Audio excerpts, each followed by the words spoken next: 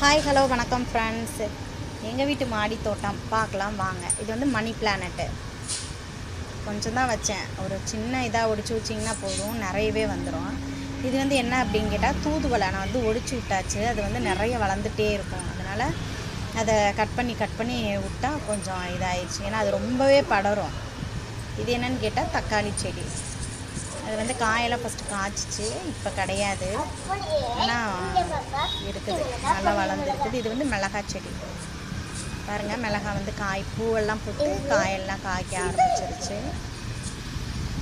பார்த்தீங்களா, அழகாக க்யூட்டாக காயெல்லாம் வந்துருச்சு, நிறைய பூ இருக்குது.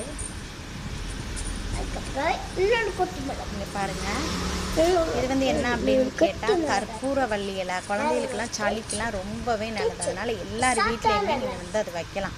சின்னதாக ஒடிச்சு வச்சிங்கனாவே போதும். அது வந்து மிளகாய் செடி. அந்த பக்கம் பாருங்கள், கிளைமேட் வந்து காலையில் ரொம்பவே அழகாக இருக்குது. மாடியில் கொஞ்சம் நேரம் போய் ஒரு 10 மினிட்ஸ் நின்றுட்டு வந்தாவே ரொம்ப நல்லாயிருக்கும்.